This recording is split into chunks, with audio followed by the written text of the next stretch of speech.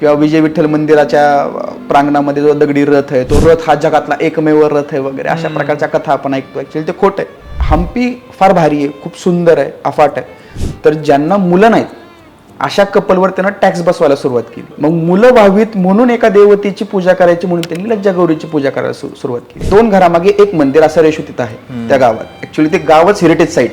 किंवा मेघोती मंदिर नुसतं आपलं बघायला म्हणून जाते, पण कदाचित हे लक्षात घेणार नाहीत की महाराष्ट्राचा उल्लेख कर्नाटकामध्ये पहिल्यांदा बरोबर म्हणतोय असं आलेलं आहे. बरोबर. दुसरी गोष्ट, हम्पी ही कायम रामायणाशी संलग्न राहिलेली.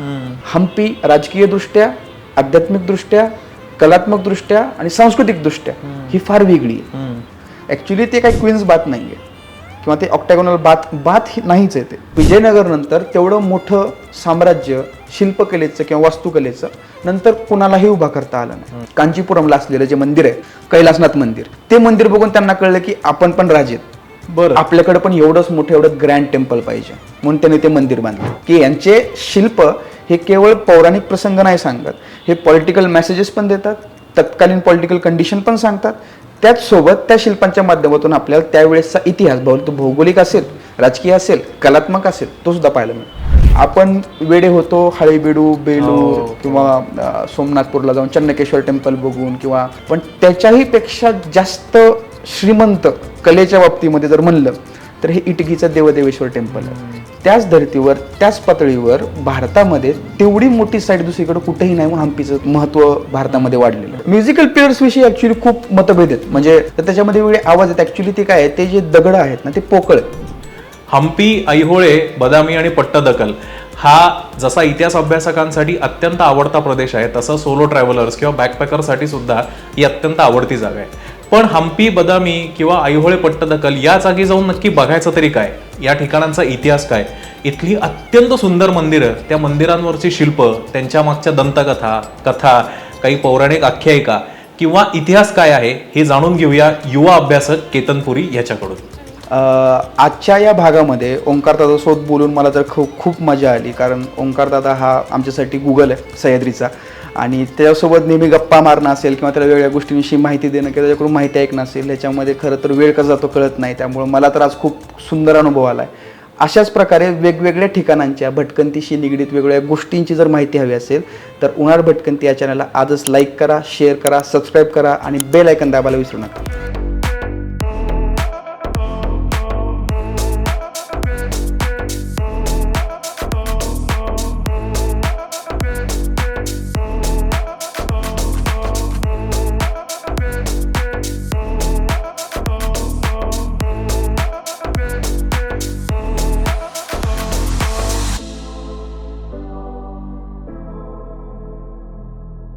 नमस्कार मित्रांनो, उन्हाळ भटकंतीच्या उन्हाळ ट्रॅव्हल गप्पा आणि गोष्टी या पॉडकास्टच्या सिरीजमध्ये मी ओंकार ओक तुमच्या सगळ्यांचं सहर्ष स्वागत करतो. ऑक्टोबर महिना चालू झालाय, आता लवकरच दिवाळी संपन्न होईल आणि ह्याच्यानंतर जो सीझन चालू होईल तो म्हणजे आउट ऑफ महाराष्ट्र ट्रॅव्हलचा. काय होतं, बऱ्याच वेळेला लोकांना महाराष्ट्राच्या बाहेर ज्या अनेक गोष्टी आहेत त्या सणासुदीच्या नंतर एक्सप्लोअर करायच्या असतात, त्याच्यासाठी मोठी सुट्टी हवी असते आणि काही कारणांनी आपण सणांमध्ये मग गणपती, दिवाळी याच्यामध्ये अडकून जातो आणि ते ठिकाणं बघायचा थोडासा सीझन लांबत जातो. पण असंच महाराष्ट्राच्या तसं म्हटलं तर जवळ असणारं आणि हेरिटेज किंवा वास्तू वैशिष्ट्यांनी अत्यंत संपन्न असणाऱ्या काही जागांपैकी एक म्हणजे हम्पी, ऐहोळे, बदामी आणि पट्टदकल. खरं सांगायचं तर भारतामध्ये कोरीव काम केलेली जितकी मंदिरं आहेत किंवा हेरिटेज साईट्स ज्या आहेत त्याच्यामध्ये या सगळ्या जागांचा जो क्रमांक आहे तो बऱ्यापैकी वरच्या लेवलला आहे.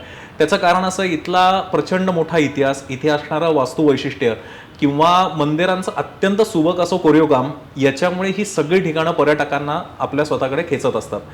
आता तुम्ही समजा हम्पीला गेलात आणि हम्पीला समजा तुम्ही एखाद्या मंदिरामध्ये गेलात किंवा बदामीच्या तुम्ही लेण्यांमध्ये गेलात तर तुम्हाला अनेक अशी शिल्प बघायला मिळतील की ज्याच्या मागच्या कथा तुम्हाला माहिती नसतील किंवा हम्पीच्या एखाद्या ठिकाणाच्या मागची तुम्हाला कथा माहिती नसेल, त्याचा इतिहास माहिती नसेल.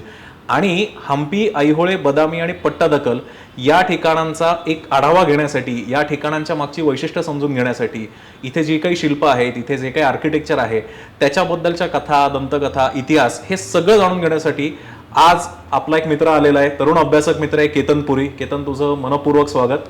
धन्यवाद. केतन सध्या मला वाटतं PhD करतोय हो, बरोबर PhD आहे? सर. आणि केतनचं MA आर्किओलॉजी झालेलं आहे पुण्याच्या डेक्कन कॉलेजमधनं.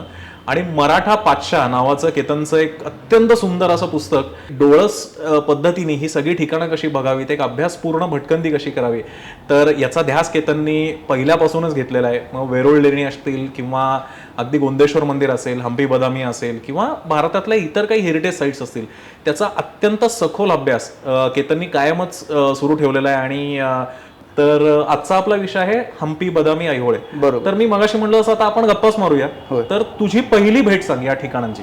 हम्पीला मी ज्यावेळेस पहिल्यांदा गेलो होतो, आम्ही काही मित्र कुठेतरी जायचं दिवाळीमध्ये आणि कोरोनानंतर जायचं असं ठरलं होतं आमचं. त्याच्या आधी हम्पीविषयी खूप वाचलं होतं, चित्रपटातून पाहिलं होतं किंवा काही काही लोकेशन्स बघितले होते. बदामी ऐहोळे पट्टडकल आणि तो पूर्ण परिसर मला 2-3 वेळेस फिरून झाला होता, पण हम्पीला काय जाणं होत नव्हतं. आणि लॉकडाऊन झालं, पहिलं लॉकडाऊन झालं, त्याच्यानंतर कुठेतरी जावं, मग हम्पीला जावं असं ठरलं. तर आम्ही हम्पी 5 दिवस राहिलो पहिल्याच वेळेस गेल्यानंतर. आणि ती जी काही आम्ही हम्पी बघितली किंवा तो जो काही आम्हाला अनुभव आला, तो एवढा अप्रतिम अफाट अफलातून होता. कारण एकतर आम्ही राहायला ज्या भागात होतो सनापूर लेक, ते हम्पीपासून लांब आहे. बरं. जाताना मग आम्ही पूर्णपणे जे काही हम्पीला कनेक्टेड गाव आहेत, कमलापूर वगैरे ह्या सगळ्या गावामधून फिरत फिरत आम्ही सगळीकडे ते जायचो. येताना पण रात्री आम्ही मग अंधारामध्ये किंवा 7 नंतर ज्या काही साईट्स बंद व्हायच्या तरी सुद्धा जे काही उघडं असायचं, ओपन असायचं किंवा जिथं रेस्ट्रिक्शन्स नाही आहेत जायला, अशी ठिकाणं आम्ही रात्री एक्सप्लोअर केली. बऱ्यापैकी तिथली काही मंदिर आहेत, म्हणजे विरूपाक्ष मंदिर आम्ही रात्री 8-9 नंतर एकदा बघितलेलं आहे. किंवा हेमकूट पर्वताच्या पायथ्याला किंवा विरूपाक्ष मंदिराची जी बाजारपेठ आहे, त्या बाजारपेठेमध्ये आम्ही रात्री 2-2, 3-3 वाजता फिरलेलो. ज्यावेळेस सगळे झोपलेले असणार किंवा पूर्ण हम्पी शांत असेल त्यावेळेस. तर ते बघितल्यानंतर मला एक जाणवलं की हम्पी फार भारी आहे, खूप सुंदर आहे, अफाट आहे. हम्पीमध्ये पूर्णपणे मंदिरांचे अवशेष विखुरलेल्या अवस्थेत पण आहेत आणि उत्तम अवस्थेतली मंदिरं पण आहेत, राजवाड्याचे अवशेष आहेत किंवा इतर ज्या काही गोष्टी 15व्या शतकातल्या आपल्याला पाहायला मिळतात, 16व्या शतकातल्या त्या बघायला मिळतात तिथं. पण त्याच धर्तीवर, त्याच पातळीवर भारतामध्ये तेवढी मोठी साईट दुसरीकडे कुठेही नाही, म्हणून हम्पीचं महत्त्व भारतामध्ये वाढलेलं आहे. आणि आजकालची जी काही एक जनरेशन आहे, यंग जनरेशन मुद्दा म्हणाला का, कारण आता मी या जनरेशनला बिलॉंग करत नाही, पण एक इंस्टाग्रामिश जनरेशन जी आहे, तर त्यांना कसेही फोटो काढले हम्पीला तरी ते सुंदर येतात. त्याच्यामुळे त्याचं एक महत्त्व अलीकडच्या काळात वाढलेलं. पण आता ज्या लोकांना ही ट्रिप प्लॅन करायची, आपण बदामी पासून थोडंसं सुरुवात करूया. बरोबर. बेसिकली बदामी ही चालुक्यांची राजधानी बरोबर म्हणलं जातं. बरोबर. तर बेसिकली बदामी ही लोकांच्या समोर कधी आली, म्हणजे लेण्यांचा काळ काय किंवा बदामीचा एक किल्ला आहे. पण हम्पी आणि बदामीमध्ये जवळजवळ 150 किलोमीटरचं अंतर आहे. आणि तिथं ज्या काही वास्तूंची निर्मिती झालेली आहे त्याच्यामध्येही जवळजवळ 400 ते 600 वर्षांचं अंतर आहे. त्याच्यामुळं बदामी ही हम्पीच्या अर्लिएस्ट साईट आहे. आता बदामीचं जे पहिलं एक्सप्लोरेशन झालं, त्याच्या आधी खूप वेगवेगळ्या राज्यकर्त्यांनी बदामीवर राज्य केलं, मी त्या इतिहासात घुसत नाही, ते फार टेक्निकल होऊन जाईल. पण बदामीचं जे अभ्यासू एक्सप्लोरेशन किंवा अभ्यासू लोकांनी पहिली जी व्हिजिट दिली ती 1870-1880च्या पिरियडमध्ये जेम्स बर्जेस नावाचा एक अभ्यासक दक्षिणेमध्ये गेला होता आणि त्यानं तिथल्या त्या मंदिरांची पाहणी वगैरे केली, तिथल्या बऱ्याचशा वास्तूंना त्यानं नाव दिले. आता बदामी म्हणलं की पहिल्यांदा त्या 4 लेण्या येतात. सगळ्यात पहिली 1 नंबरची जी आहे ती शैव लेणी, 2 आणि 3 विष्णू लेणी आणि 4 नंबरची जी आहे ती जैन लेणी आहे. तर त्यानं हे नोंदवून ठेवलंय की 3 नंबरच्या लेणीमध्ये काही लोक जाळ पेटून बसली होती आणि त्या जाळाच्या धुराने वर पूर्ण छतावर काजळी पसरली होती आणि अख्खं छत हे रंगवलेलं होतं नैसर्गिक रंगाने.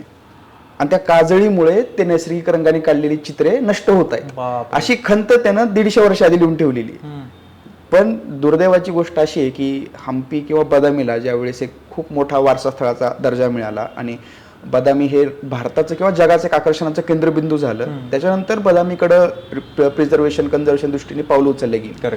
तर ही जी काही बदामीची 4 लेण्या आहेत किंवा जो अगस्त्य तलाव आहे किंवा तलावाच्या काठी असणारं भूतनाथ मंदिर आहे. आता भूतनाथ मंदिर का, तर त्याच्या आतमध्ये जी गर्भगृहामधली मूर्ती आहे ती जवळजवळ 3-3.5 फुटाची मूर्ती.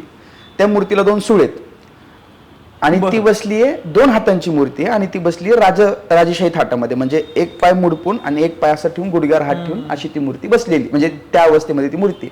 आता कुठला असा देव आहे की जो या फॉर्म मध्ये बसतो, तर नरसिंह. करेक्ट. पण चेहरा तर मानवी आहे आणि 2 सुळे राक्षसारखे बाहेर आलेत. मग हा मानव आहे का हा दानव आहे, याच्यामध्ये लोक कन्फ्युज झाले, म्हणून लोकांनी याला नाव दिलं भूतनाथ. भूतांचा नाथ, भूतांचा देव म्हणून भूतनाथ. बर. आणि ती पण मूर्ती भूतनाथ मंदिराचं जे मुख्य गर्भगृह आहे किंवा जे मोठं मंदिर आहे त्याच्यामध्ये नाहीये. त्या मंदिराच्या माग एक छोटं मंदिर आहे, त्या मंदिरात ती मूर्ती, त्याच्यावरून याला नाव पडलं भूतनाथ. बरं. आता त्या भूतनाथच्या मागे जसं आपण जातो तिथं आपल्याला एक छोटीशी लेणी दिसते, जैन लेणी, ती अलीकडं बंद करतात. तर त्या लेणीमध्ये जैन तीर्थकरांची पण मूर्ती आहे आणि तिथे एक विष्णूची पण मूर्ती आहे. त्यामुळे अभ्यासकांमध्ये त्याच्यावर मतभेद येते, ही जैनांची लेणी आहे का वैष्णवांची लेणी आहे. पण ती एक लेणी आहे. वरच्या 4 लेण्या आहेत, भूतनाथ मंदिर आहे, अप्पर शिवालय, लोअर शिवालय अशी 2 मंदिर आहेत जी बदामीच्या किल्ल्यावर आहेत. आपण लेण्यांमध्ये थांबलो की आपल्याला एक्झॅक्ट अपोजिट ते 2 मंदिर दिसतात. आता याची कारण कशामुळं, तर वरचं जे मंदिर आहे त्याच्या मंदिराच्या गर्भगृहात शिवलिंग आहे, पण त्या मंदिराच्या बाहेर पूर्ण विष्णूच्या मूर्त्या कोरलेल्या आहेत. म्हणजे कृष्णाची पूर्ण लीला, त्यानं जरासंधाचा वध केला असेल किंवा त्यानं कंसाचा वध केला असेल किंवा यमला अर्जुन प्रसंग असेल किंवा कीचक वध असेल, ज्या काही महाभारतातले प्रसंग आहेत किंवा नरसिंहाची मूर्ती असेल, हे सगळं मंदिराच्या बाहेर कोरले. पण आत शिवपिंड आहे म्हणून त्याला दिलं शिवालय असं नाव. ऍक्च्युली ते विष्णूचं मंदिर आहे आणि त्याच्याच खाली अजून एक मंदिर आहे. मग आता हे वरचं शिवालय म्हणून हे खालचं शिवालय म्हणून त्याला नाव पडले लोअर शिवालय, अप्पर शिवालय. ऍक्च्युली खालचं मंदिर गणपतीचं आहे. आज गणपतीची मूर्ती नाहीये त्या मंदिरामध्ये, पण त्या गर्भगृहामध्ये प्रत्येक देवतेला एक स्वतंत्र माउंट असतो, म्हणजे त्याचं एक आसन जे असतं ते वेगळं असतं. तर गणपतीचं जे आसन आहे, आपल्याला जर काही मूर्त्या बघितल्या ज्या मध्ययुगीन काळामध्ये आपण या भागात कोरलेल्या दिसतात, तर त्याला आसन आहे ते कमळाच्या फुलाचं आहे. करेक्ट. कमळाच्या फुलामध्ये गणपतीची प्रतिष्ठापना केलेली आपल्या बऱ्याचशा मंदिरात बघायला मिळतं. तर खालचं मंदिर गणपतीचं आहे, वरचं मंदिर विष्णूचं आहे, पण दोघांनी नाव शिवाची दिले. कारण गर्भगृहामध्ये ज्यावेळेस मुख्य देवता नसते त्यावेळेस आपण एक सर्रासपणे समज करतो हे शंकराचं मंदिर आहे. बरोबर. त्याच्यामुळे त्याला ते तशा प्रकारचं नाव दिलेलं आहे. आणि बदामीवरून एक रस्ता 5 ते 6 किलोमीटर जुना राजमार्ग, जो 7व्या-8व्या शतकापासून वापरात अजूनही आहे, 1200-1300 वर्षांपासून, तो राजमार्ग आहे बदामी ते महाकूट. महाकूटला चालुक्यांचं कुलदैवत होतं, त्याचं नाव आहे महाकुटेश्वर. आणि बदामी ते महाकूट हा जुना डोंगरातला रस्ता त्या महाकूट पर्यंत जातो. आजही कित्येक लोक तो ट्रेक करतात, बदामी ते महाकूट. आणि बदामी, महाकूट, ऐहोळे, पटडकल हे सगळं एकाच रस्त्यावर 30 किलोमीटरच्या एरियामध्ये बसलेलं आहे. त्यासोबत हुच्चीगिंबन्नकोला आहे, सिद्धनकोल्ला नावाची 2 ठिकाणं आहेत, ती पण याच रस्त्यावर थोडेसे 2-4 किलोमीटर आतमध्ये बसलेली. आता ही जे सिद्धनकोल्ला आहे, या सिद्धनकोल्ल्याचं वैशिष्ट्य असं आहे की तिथं लज्जागौरीची मूर्ती आहे. म्हणजे आपल्या भागात लज्जागौरीची पूजा करण्याचा पहिला प्रकार हा त्या भागातून सुरू झालेला आहे. तर तिथल्या राजाने, अशी एक दंतकथा आहे की विक्रमादित्य दुसरा हा जो राजा होता, चालुक्य राजा, तर ज्यांना मुलं नाहीत अशा कपलवर त्यानं टॅक्स बसवायला सुरुवात केली. मग मुलं व्हावीत म्हणून एका देवतेची पूजा करायची म्हणून त्यांनी लज्जागौरीची पूजा करायला सुरुवात केली. कारण लज्जागौरी ही सृजनाची देवता मानल्या जातं, नवनिर्मितीची देवता मानल्या जातं. म्हणून आजही तिथे लज्जागौरीची तर ती मूर्ती ही कातळात कोरलेली एका कपारीत आहे, धबधबा आहे बाजूला, आणि तिथे जवळजवळ एक तुम्हाला 500 ते 700 असे दगडावर दगड रचून, आपण कसे लगोरी खेळताना दगड असे नवस केलेले लोकांनी तिथं ते रचून ठेवले आहेत अजूनही. आणि जर कोणाचा पडला तर पुढच्या वर्षी परत मुलगा नाही जातो, परत येतो, परत दगडावर दगड रचून नवस बोलतो. अजूनही ती प्रथा चालू. पण हे बदामीच्या आसपास आपण काय म्हणतो, बदामीचा आपण किल्ला बघितला, लेणी बघितली, एक आपण ठरवलेला मार्ग असतो. आता महाकुटेश्वर हे मंदिर मलाही माहिती नव्हतं खरं सांगायचं झालं. पण हेच तर आजच्या मुलाखतीचं आपलं मुख्य उद्दिष्ट आहे की हम्पी, बदामी, ऐहोळे, पट्टदकल हे सोडून त्या भागामध्ये अजून काय, त्याकडे आपण मुख्य उद्दिष्ट आहे की हम्पी, बदामी, ऐहोळे, पट्टदकल हे सोडून त्या भागामध्ये अजून काय, त्याकडे आपण शेवटी येणार आहोत. पण आपल्याकडे वेळ कमी असल्यामुळे आपण थोडंसं फास्ट फॉरवर्ड करू. मी बदामी बद्दलचा एक शेवटचा प्रश्न तुला विचारतो की बदामीच्या ज्या तू 3-4 लेण्या म्हणालास त्याच्यामध्ये अत्यंत भव्य मूर्ती आहे, म्हणजे दगडावर कोरलेला, 10-15 फुटाच्या पण, बरोबर. तर त्यातली कुठली एक मूर्ती अशी सांग की जी अत्यंत सुंदर आहे, जी तुझी आवडते आणि त्याच्या मागे काहीतरी मायथॉलॉजिकल म्हणजे पौराणिक कथा आहे. अशा खूप मूर्त्या आहेत बदामी. ऍक्च्युली बदामीचे जे चालुक्य आहेत ते पहिले दख्खनेतले की ज्यांनी मूर्ती करायला सुरुवात केली, त्यांचे पल्लवांचे भांडणं, त्याच्याविषयी मी नंतर सांगेन, ते फार इंटरेस्टिंग आहे. म्हणजे आपले जे बांधावरचे भांडणं असतात ना, तसे ते दोघांचे भांडणं होते, पण त्या भांडणाचं रिफ्लेक्शन त्या मूर्तीत दिसतं. म्हणजे आता बदामीमध्ये ज्या लेण्या आहेत त्यातली जी लेणी नंबर 3 आहे ती माझी फार आवडीची आहे. तिथे एक विष्णूची मूर्ती आहे. आपण सर्रासपणे विष्णू कसा बघतो, अनंतशाही किंवा शेषशाही, म्हणजे सर्पावर झोपलेला, तिथं तो सर्पावर मांडी घालून बसलेला विष्णू आहे. आणि त्याचसोबत तिथे एक वराह मूर्ती. आणि त्या वराह मूर्तीमध्ये आपण वराहाची मूर्ती बघताना काय बघतो की वराहाचं तोंड असलेली, मानवी शरीर असलेली विष्णूची एक मूर्ती, जिच्या कोपऱ्यावर खाताच्या भूदेवी बसलेली असते. त्याच्या मागची कथा आपल्या सगळ्यांना माहिती आहे की वराहाने हिरण्याक्षला मारलं, पृथ्वी हिरण्याक्ष पाताळामध्ये घेऊन गेला होता आणि त्या पृथ्वीच्या नंतर सर्वायवल तिथं झालं आणि ती वराहाने आपल्या सुळ्यांवर किंवा हातांवर ती पृथ्वी पकडून बाहेर आणली, अशा आपल्याला कथा वाचायला मिळतात पौराणिक कथेमध्ये. पण त्याच्यामध्ये एक वैशिष्ट्य असं आहे की या चालुक्यांचे पल्लवांसोबत, जे तामिळनाडूमध्ये महाबलीपुरम कांचीपुरमचे राजे होते, त्यांच्यासोबत सातत्याने भांडणं व्हायचे. आणि या चालुक्यांसाठी पल्लव हे पाताळातले म्हणजे दक्षिणेतले त्यांच्यापेक्षा खालचे भौगोलिक दृष्ट्या. तर त्यांनी ते राज्य वाढवलं, पल्लवांना हरवलं आणि आपलं राज्य हे तामिळनाडूच्या सीमेपर्यंत येऊन पोहोचवलं. म्हणून त्यांनी स्वतःला वराह समजले. त्यांनी स्वतःचं राजचिन्ह वराह घेतलं. तो वराह म्हणजे एखादा चालुक्य राजा, कुणीही पकडा, पुलकेशी दुसरा, मंगलेश, कीर्तिवर्मन, कुणीही, तो चालुक्य राजा म्हणजे वराह. त्या वराहाच्या हातावर असलेली भूदेवी म्हणजे त्या चालुक्य राजाचं नवीन राज्य, जे त्यानं पल्लवांपासून सुटका करून घेतलं. आणि तो वराह ज्या शेषनागाच्या डोक्यावर उभा असतो, तो शेषनाग म्हणजे पल्लव, ज्याच्या डोक्यावर पाय देऊन तो वराह बाहेर आलाय, म्हणजे चालुक्य वर आलेत. असा पॉलिटिकल मेसेज सुद्धा त्यांनी या मूर्त्यांमधून दिलेला आहे. अरे किती सिम्बॉलिक आहे. म्हणजे आता एखादा माणूस जर तिथे नॉर्मल वराहाची मूर्ती बघायला गेला तर तो वराह अवतार समजायला तिथनं मागे येईल. बरोबर. पण जेव्हा तुझ्यासारखा एखादा अभ्यासक बरोबर असतो, ही किती नवीन इन्साईट आपल्याला बघायला मिळते. तर मला असं म्हणायचं आहे की मायथॉलॉजिकल स्टोरी ज्या असतात ना, तर कदाचित मला असं वाटतं की या प्रत्येक ठिकाणी जाण्याच्या आधी या थोड्याशा स्टोरीज आपल्याला माहिती असतील, माहितीच पाहिजे. की जसं तो रावणानुग्रह जे शिल्प आहे ते आपण बोलूच त्याच्याबद्दल पुढे. पण हे जर तुम्हाला माहिती नसेल तर तुम्हाला त्याच्यामध्ये फक्त एक कोणीतरी असा भयावह एक माणूस दिसेल की ज्याला 10 तोंड आहेत, तो रावण आहे हे कदाचित तिथला गाईड आयडेंटिफाय करेल. बरोबर. पण तुम्हाला ती स्टोरी कळणार नाही की शिवतांडव स्तोत्र आणि त्याचा काय संबंध आहे वगैरे वगैरे. बरोबर. तर हे असं मला वाटतं हे खूप छान आहे. आणि थोडीशी ज्याला आपण होम स्टडी म्हणतो ना, होमवर्क जो म्हणतो, तो केला पाहिजे इथे. आपण थोडंसं आता बदामीतनं आपण पुढे जाऊया. बदामीच्या नंतर जनरली ट्रिपमध्ये लोक जे बघतात ते पट्टदकल आणि ऐहोळे, त्याबद्दल जरा सांग. ऐहोळे माझ्या आवडीचं शहर आहे. ऐहोळेचं वैशिष्ट्य असं आहे की ऐहोळे गावामध्ये आत्ता सध्या जी काही घरं आहेत जिथं लोक राहतात ती असतील फार फार तर 150 ते 200. आणि त्या गावातली मंदिरं आहेत 70 ते 80 किंवा 100 पेक्षा जास्त. म्हणजे 2 घरामागे 1 मंदिर असा रेशो तिथं आहे त्या गावात. ऍक्च्युली ते गावच हेरिटेज साईट. म्हणजे मध्यंतरी तसा तो त्यांचा प्रयत्न झाला की अख्खा गाव उचलून त्यांना विस्थापित करायचं होतं, पण ते काही सक्सेसफुल झालं नाही. ऐहोळे गावातल्या मंदिरांच्या नावामागं पण खूप गंमत आहे. म्हणजे हुच्चीगे मनकोल्ला हे ऐहोळेच्या आणि पट्टडकलच्या मध्ये असणारे एक गाव आहे. तिथं चालुक्यांच्या समाध्या आहेत. म्हणजे चालुक्यांची जी स्मशानभूमी म्हणतो आपण, ती त्या गावात आहे. तिथून पुढे आले की आपल्याला ऐहोळे गाव लागतं. त्या ऐहोळे गावामध्ये बरेच मंदिरं आहेत की त्यांची नावं ही अलीकडच्या 100 ते 150 वर्षात ठेवण्यात आली. जसं की लाडखान मंदिर. लाडखान नावाचा एक मुस्लिम दरवेशी त्या मंदिरात राहायचा, म्हणून त्याच्या नावाने त्या मंदिराला नाव दिलं लाडखान. ऍक्च्युली त्या मंदिराचं खरं नाव काय कोणालाच माहित नाही. शिवाचं मंदिर आहे. आता शिवाचं नाव तर लाडखान असू शकत नाही, खरंय. पण तरी तो फक्त तिथं मुस्लिम व्यक्ती तिथं राहायचा म्हणून त्याचं नाव दिलं लाडखान. आजही ऐहोळे गावामध्ये एकाही मुस्लिम व्यक्तीचं घर नाही, फक्त ते जर लाडखान मंदिर सोडलं तर. त्यासमोरचं दुर्गा मंदिर जगात फेमस आहे. आपण ऐहोळेला जातोच त्यासाठी की दुर्गा मंदिर बघायचंय, पण त्याचं नाव दुर्गा मंदिर नाहीच आहे. त्याचं खरं नाव आहे दुर्ग मंदिर. बरं. ज्यावेळेस मी तुम्हाला सांगितलं मागाशी की बदामीला जो पहिला इंग्रज अधिकारी गेला, जेम्स बर्गेस, तर तो पहिल्यांदा ऐहोळेमध्ये गेला होता. ज्यावेळेस तो ऐहोळेमध्ये गेला त्यावेळेस त्याने बघितलं की त्या मंदिराचं जे शिखर आहे त्या शिखरावर खूप मोठा एक बुरुज म्हणजे एक वॉच टॉवर उभा करण्यात आला.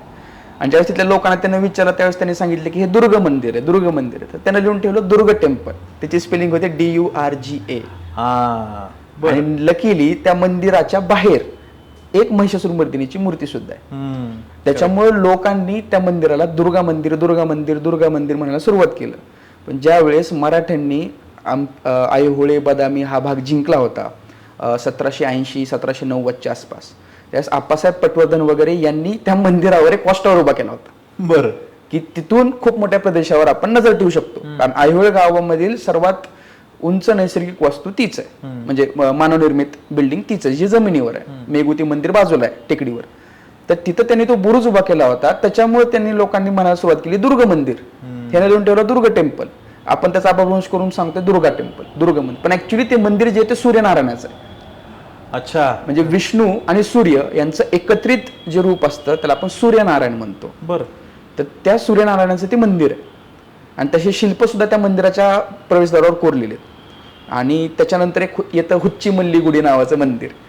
नावच एवढं विचित्र आहे, हुच्ची मल्ली गुडी. त्याचे 2 अर्थ होतात. एक फॉन्ट ऑफ जास्मिन म्हणजे जास्मिनच्या फुलांचं तळ किंवा तलाव, किंवा वेडीबाई. हुच्ची मल्ली म्हणजे वेडीबाई, त्याचा कन्नडचा अर्थ तसा होतो. एक वेडीबाई तिथं राहायची, तिच्यामुळे त्या मंदिराला नाव पडलं हुच्ची मल्ली. परत त्या गावामध्ये वेगवेगळे समाज आहेत. आजही त्या गावाची जी काही सेटलमेंट आहे ती त्या समाजाच्या राहणीमानानुसार आहे. तर तिथं बोयार गुडी, देसायार गुडी, गौडार गुडी, अंबिगेर गुडी म्हणजे काय की जे मासेमारी करतात. बर. देसायर गुडी म्हणजे काय जे देसाई आहेत. गौडार गुडी म्हणजे काय जे गौड आहेत. बोयर गुडी म्हणजे काय जे विणकाम करतात. अशा ह्या लोकांच्या वस्त्यांच्या नावावरून तिथं जी मंदिर आहेत त्यांना ती नावं देऊन टाकली. फारसं टेन्शनच घेतलं नाही. त्याच्यानंतर कौंत म्हणजे काय 5 मंदिराचा समूह. कौंत गुडी म्हणजे मंदिर. बरं. कन्नडमध्ये ते अजूनही गुडीच म्हणतात. बरं. तर गुडी म्हणजे मंदिर. कौंत गुडी किंवा हुच्चपय्या मठ. हुच्चपय्या नावाचा एक साधू तिथं राहायचा म्हणून त्याचं नाव पडलं हुच्चपय्या मठ.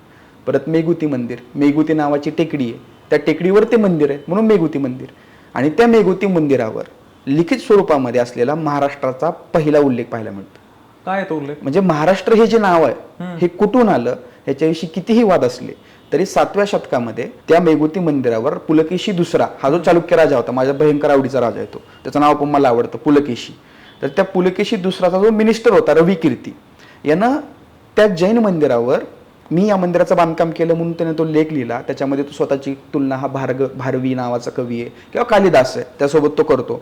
त्या लेखामध्ये तो सांगतो की हा लेख मी भारताचं युद्ध झाल्याच्या अमुक वर्षानंतर मी कोरलाय. म्हणजे भारत म्हणजे महाभारताचं युद्ध झाल्याच्या नंतर मी हा लेख एवढ्या वर्षांनी कोरला असं लिहितो.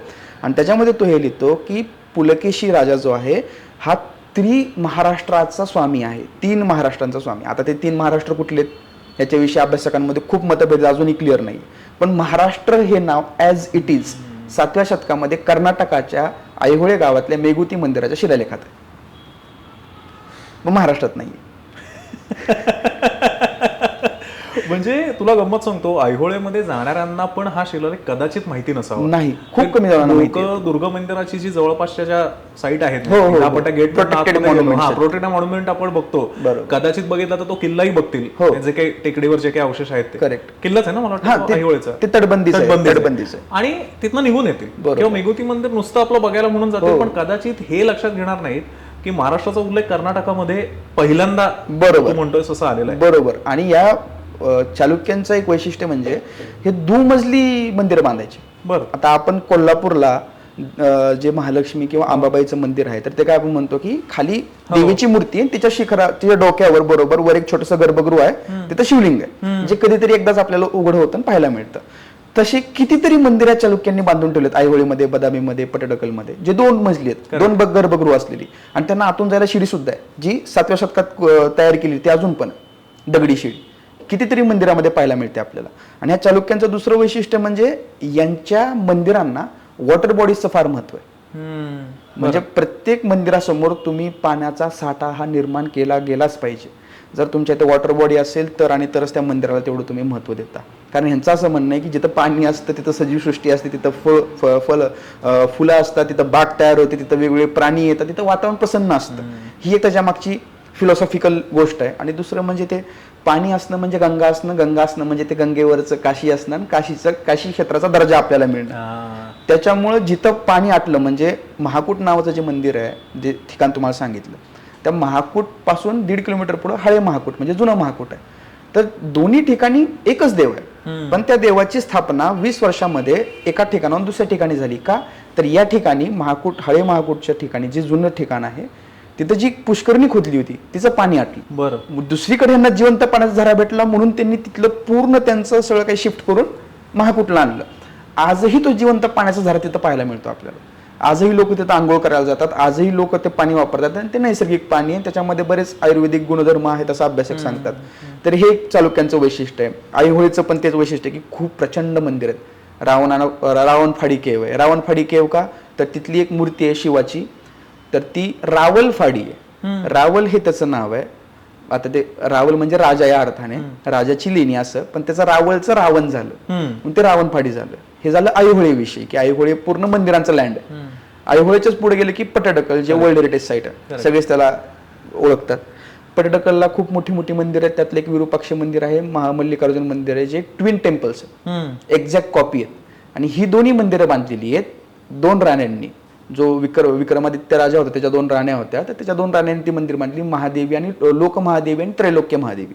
लोकमहादेवीने बांधलं विरूपाक्ष, ज्याला लोकेश्वर पण म्हणतात. त्रैलोक्य महादेवीने बांधलं मल्लिकार्जुन, ज्याला त्रैलोकेश्वर म्हणतात. आणि ह्या दोघींनी हे मंदिर का बांधलं तर यांनी तामिळनाडूमध्ये कांचीपुरमला असलेलं जे मंदिर आहे कैलासनाथ मंदिर, ते मंदिर बघून त्यांना कळलं की आपण पण राजे आहेत. बरं. आपल्याकडे पण एवढंच मोठं एवढं ग्रँड टेम्पल पाहिजे, म्हणून त्यांनी ते मंदिर बांधलं. आणि त्यांनी ते मंदिर बांधताना पण त्या पल्लवांचेच कारागीर हायर केले. आता एक थोडक्यात तुम्हाला एक कल्पना देतो. चालुक्य राजा जो होता पहिला, पुलकेशी पहिला, त्याला 2 मुलं मंगलेश आणि कीर्तिवर्मन. त्याच्यानंतर त्यांना मुलगा झाला पुलकेशी दुसरा. ह्या पुलकेशी दुसऱ्याने पल्लवांवर हल्ला केला. पल्लवांचा जो मुख्य संस्थापक मानला जातो महेंद्रवर्मन, ह्यांनी त्या महेंद्रवर्मनला हरवलं. कदाचित त्या युद्धात त्याचा मृत्यू झाला असा. पण ह्याचा राग आला त्याच्या पोराला नरसिंहवर्मनला. त्यानं केला बदामीवर हल्ला आणि त्या युद्धामध्ये बदामीमध्ये घुसून, राजधानीत घुसून त्यानं पुलकेशीला मारलं. पण ह्याचा राग आला पुलकेशीच्या पोराला. त्यानं नंतर परत बदामीवर हल्ला करून कांचीपुरमवर हल्ला केला आणि त्यानं नरसिंहवर्मनला मारलं. ह्याचा परत राग आला नरसिंहवर्मनचा वंश राजसिंह आला. त्यानं परत बदामीवर हल्ला केला. परत बदामीनी कांचीपुरमवर हल्ला. असं 5 पिढ्या युद्ध चाललंय ते. पण ह्याचा प्लस पॉईंट असा झाला की यांचे कारागीर दक्षिणेत गेलेत, दक्षिणेतले कारागीर उत्तरेत आले, म्हणजे बदामीमध्ये आले. तर ज्या वेळेस विरूपाक्ष मंदिराचं बांधकाम चालू होतं, तर ते कारागीर जे होते ते कांचीपुरमचे पल्लव भागातले पल्लवांचे कारागीर. पण त्यांना राग होता की आपल्या राजाला हरवलंय, मारलंय आणि आपल्याच वास्तूला ती इथं निर्माण करून त्यांच्या नावावर क्रेडिट जातं. तर त्यांनी त्या विरूपाक्ष मंदिराच्या समोर नंदी मंडप आहे, त्या नंदी मंडपाच्या बाजूला, म्हणजे आपण नंदी मंडपाकडे जर तोंड करून उभं राहिलो तर आपल्या डाव्या हाताला जो खांब आहे पहिला, त्या खांबाच्या वर त्यांनी एक शिल्प कोरलंय आणि त्या शिल्पामध्ये एक सिंह एका रानडुकराला पंजाने मारतोय आणि आपल्या पायाखाली दाबतोय. कारण वराह हे राजा चिन्ह आहे चालुक्यांचं, सिंह हे राजा चिन्ह आहे पल्लवांचं. आणि हे त्यांनी तिथं कोरलंय. आणि ते पण असं फक्त चित्र कोरल्यासारखं नाहीये, प्रॉपर शिल्प आहे. एवढं मोठं शिल्प आहे त्या पहिल्या खांबावर. आणि कसा रे त्याचा अर्थ लागणार जर ही स्टोरी माहिती नसेल तर? त्याच्यामुळे ही स्टोरी सांगितली की हे एवढं इम्पॉर्टंट आहे की यांचे शिल्प हे केवळ पौराणिक प्रसंग नाही सांगत, हे पॉलिटिकल मेसेजेस पण देतात, तत्कालीन पॉलिटिकल कंडिशन पण सांगतात. त्याच सोबत त्या शिल्पांच्या माध्यमातून आपल्याला त्यावेळेसचा इतिहास, तो भौगोलिक असेल, राजकीय असेल, कलात्मक असेल, तो सुद्धा पाहायला मिळतो. हे वैशिष्ट्य आहे ह्या चालुक्यांचं किंवा ह्या पल्लवांचं. आणि ह्यांच्या पदव्या पण तशा आहेत किंवा ह्यांचं राहणीमान तसं होतं. आता त्या महाकुटेश्वरच्या मंदिराला त्या राणीनी जी मंगलेशची बायको होती, म्हणजे पुलकेशीची काका, तर त्याची जी बायको होती, तर तिनं एवढं दान दिलं की तिने तिथलं जे शिवलिंग आहे त्या शिवलिंगाला पूर्ण सोन्याने सजवलं होतं, सोन्याने मडवलेलं होतं. तसा शिलालेख आहे जो बिजापूर म्युझियम मध्ये आज एका खांबावर कोरलेला होता, तो तिथं ठेवलेला आहे. हे एवढे श्रीमंत होते. ह्यांनी एवढा आपल्या राज्याचा विस्तार केला, वेगवेगळ्या प्रकारची मंदिरं बांधली. हुच्चिगे मनकोला त्यांची स्मशानभूमी, तिथं सुद्धा खूप मोठ्या प्रमाणामध्ये मंदिर. पण प्रत्येक ठिकाणी पाणी आहे. बिना पाण्याचं त्यांनी एक दगड सुद्धा कोरलेला नाहीये. एवढं मात्र वैशिष्ट्य आहे त्या चालुक्यांचं. आणि ही शिल्प आणि त्या शिल्पांच्या मागच्या असल्या ह्या पॉलिटिकल गोष्टी सगळ्या. बरं, मी मगाशी तुला म्हटलं तसं की हम्पी बदामी बघायलाच 2 ते 3 दिवस, मी तर म्हणतो 2 आठवडे 1 महिनाही कमी पडेल खरं सांगायचं झालं. आणि हे सगळं इतकं ज्ञानाचं भांडार अर्ध्या पाऊण तासाच्या पॉडकास्टमध्ये बसवणं प्रचंड, मला तर खूप अवघड आहे. कारण काय काय तुझ्याकडून काढून घेऊ असं झालेलं आहे. पण वेळेची आपल्याला मर्यादा असल्यामुळे आपण आता आपल्या मुख्य याच्यावर हम्पीवर जाऊ की जे सगळ्यात मोठं अट्रॅक्शन आहे. तर हम्पी बद्दल थोडंसं सांग. मी हम्पीच्या एक मॉन्युमेंटवर आपण बोलूया आणि थोडंसं हम्पीचे बॅकग्राऊंड आहे. हम्पी ऍक्च्युली ना आपला खूप मोठा गैरसमज आहे की विजयनगर साम्राज्याचे जे राजे आहेत त्या राजांनी त्या हम्पीची स्थापना केलेली आहे, किंवा विजयनगर काळामधले जे काही आपण ज्याचं सगळ्यात जास्त नाव घेतो की राजा रामदेवराय, त्याने तिथल्या सगळ्या वास्तू बांधल्या किंवा ते केलं. पण ऍक्च्युली राजा रामदेवराय गादीवर येण्याच्या आधी किंवा त्याचं घराणं गादीवर येण्याच्या आधी 3 ते 4 घराण्यांनी हम्पीवर राज्य केलेलं आहे. आणि त्यांच्या काळामध्ये सुद्धा वेगवेगळ्या प्रकारच्या मंदिरांची बांधणी झालेली. म्हणजे विरूपाक्ष मंदिर जे आहे त्याच्यावर आपल्याला तो जो काही एक आपण ज्याच्याविषयी सतत नाव घेत राहतो किंवा त्यांचं ते हरिहर आणि बुक्क यांचं आपण नावही त्याच्या पुस्तकात वाचलेलं आहे. तर हरिहर आणि बुक्क यांनी सुद्धा ते विरूपाक्ष मंदिराची स्थापना केलेली आणि ते ट्रॅडिशन 3 पिढ्यानंतर सुद्धा राजा रामदेवरायांनी चालवलेलं आहे. पण हरिहर आणि बुक्काचा आणि रामदेवरायाचा काही संबंध नाही, ते वेगवेगळ्या घरातून येतात. बरं. पण हम्पी कशामुळे आज आपण ओळखतो तर हम्पीला वाईब खूप भारी आहे. ज्यांना एन्शियंट रुईन्स पाहायचे असतात त्यांसाठी हम्पी खूप भारी आहे. हम्पीचा सनसेट खूप भारी आहे. किंवा हम्पीला सगळ्यात म्हणजे इव्हन तुम्ही त्या मँगो ट्री हॉटेलला जाता तिथलं जेवणाची सुद्धा वाईब भारी आहे. त्यामुळे हम्पी सगळ्यांनाच आवडतं. पण त्याच्याही पलीकडे जाऊन हम्पी खूप सुंदर आहे. तिथल्या बऱ्याचशा अशा गोष्टी आहेत की त्या गोष्टी त्याच्यामध्ये पहिल्यांदाच घडल्या किंवा त्या गोष्टींना इतिहासात पहिल्यांदा स्थान हम्पीमुळे मिळालंय. कुठल्या? जसं की हनुमान. आता हनुमानाचा जर आपण विचार केला तर हनुमान हा लोकप्रिय देवता आहे. प्रत्येक गावामध्ये हनुमानाचं मंदिर हे असणारच. भारतातलं कुठलंही असं गाव नाही जिथं हनुमानाचं मंदिर नाही. पण हनुमानाला मंदिराच्या बाहेर किंवा मंदिराच्या बाहेरच्या भिंतीवर असणारं जे अंकन आहे किंवा जी मूर्ती आहे तिथून काढून हनुमानाला गर्भगृहामध्ये स्थान देणारं किंवा हनुमानाचं पण स्वतंत्र मंदिर असू शकतं असा मेसेज देणारं भारतातलं पहिलं राजघराणं हे विजयनगर साम्राज्य. त्याच्या आधी हनुमानाला गर्भगृहामध्ये स्थान देणारं किंवा कुठलंही मंदिर आपल्याला सापडत नाही ज्याच्यामध्ये हनुमान हा गर्भगृहात स्वतंत्र देवता म्हणून म्हणतोय ना. मी रामाच्या कॉन्टेक्स्टमध्ये म्हणतोय ना इतर कुठल्या कॉन्टेक्स्टमध्ये. हनुमान हा स्वतंत्र देव म्हणून जसं आपल्याला गड किल्ल्यांवर पाहायला मिळतं, वेगवेगळ्या ठिकाणी पाहायला मिळतं, तसं हम्पी हे पहिलं ठिकाण आहे की जिथं गर्भगृह किंवा ते मंदिर फक्त हनुमानासाठी बांधण्यात आलं. त्याच्यात आपल्या अंजनाद्री पर्वताची तर गोष्ट सगळ्यांनाच माहिती आहे की ते हम्पीचं जन्म ठिकाण सांगण्यात येतं. तशी भारतात 3-4 आहेत. मनसा देवीचं आहे उत्तराखंडमध्ये, तिथे एक आहे. त्यानंतर एक MP मधलं सांगितलं जातं, पचमडीच्या जवळ आहे. एक हम्पीमध्ये आहे आणि कर्नाटकामध्ये आपलं तामिळनाडूमध्ये सांगितलं जातं. 3-4 ठिकाणं आहेतच. किंवा आपलं महाराष्ट्राचं उदाहरण अंजनेरी, करेक्ट, महाराष्ट्रामध्ये पण आहे. अशी 4-5 ठिकाणं आहेत. पण ह्या सगळ्या ठिकाणांचं महत्व जी वाढायला सुरुवात झाली त्याच्यामध्ये हम्पीने फार मेजर रोल प्ले केलाय. हम्पीमध्ये हनुमानाची मंदिरं खूप मोठ्या प्रमाणामध्ये उभारण्यात आलेली आहे. दुसरी गोष्ट, हम्पी ही कायम रामायणाशी संलग्न राहिलेली. हनुमान तर आलाच तिथे, सुग्रीव पण आहे, सुग्रीवाची गुहा आहे तिथे. त्याच्यानंतर तिथं किष्किंधा साम्राज्य आहे किंवा पंपा सरोवर आहे. त्यानंतर रामाने तिथं मुक्काम केलाय अशी 2-3 ठिकाणं पण आपल्याला सनापूर लेकच्या परिसरामध्ये जवळपास दाखवण्यात येतात. तिथल्या 2-3 मंदिरामध्ये राम येऊन गेलाय. अशा प्रकारच्याही आपल्याला काही दंतकथा किंवा ज्या काही पौराणिक कथा आहेत त्या लोकांच्या माध्यमातून वाचायलाच मिळतात. पण याच्याही पुढे जाऊन हम्पी राजकीय दृष्ट्या, आध्यात्मिक दृष्ट्या, कलात्मक दृष्ट्या आणि सांस्कृतिक दृष्ट्या ही फार वेगळी आहे. आणि आपण ह्या गोष्टी एकाच ठिकाणी ऍडजस्ट करूच शकत नाही. म्हणजे आयदर तुम्ही हम्पीला जाताय चिल करायला तर तुम्ही चिलच करू शकता. तिथं तुम्ही अभ्यासा दृष्टीने जाताय तर तुम्ही फक्त अभ्यासच कराल, कारण तुम्हाला चिल करायला वेळच मिळणार. खरं, म्हणजे हम्पीची वाईबच वेगळी आहे पूर्णपणे.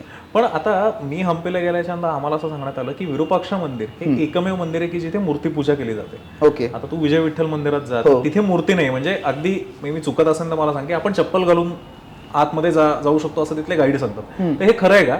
आणि असं काय की फक्त विरूपाक्षमध्येच मूर्तीपूजा आणि बाकी ठिकाणी नाहीये? ओके. आता एक बेसिक फरक आपण इथं समजून घेऊ. लोकांनी पण हा समजून घेतला पाहिजे.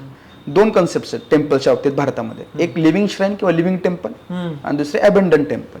लिव्हिंग टेम्पल्स म्हणजे कोणते की जिथं आजही पूजा अर्चा केली जाते गर्भगृहातल्या मुख्य देवतेची. जिथं आजही लोक येतात, बेलफुल वाहतात, भलेही ती कुठल्याही स्वरूपात असो, पण ती लोकांच्या रोजच्या दैनंदिन व्यवहारामध्ये त्या मंदिराचं स्थान आहे आध्यात्मिक दृष्टिकोनातून. एक उदाहरण देतो, पट्टडकलचंच. विरूपाक्ष मंदिर आणि मल्लिकार्जुन मंदिर 2 बायकांनीच बांधलेले, 2 सवत होते त्यांनीच बांधलेले. त्यांच्यामध्ये अंतर किती आहे? एका कंपाऊंड वॉलचं. करेक्ट. विरूपाक्ष मंदिरात आजही पूजा अर्चा होते आणि मल्लिकार्जुन मंदिरामध्ये आपण चप्पल घालून गाभाऱ्यापर्यंत जाऊ शकतो. लिव्हिंग श्राईनचा हा खूप मोठा फरक आहे. ऐहोळे गावामध्ये लिव्हिंग श्राईन हे फक्त 1 ते 2च मंदिर आहे लिव्हिंग श्राईन म्हणता येईल असे.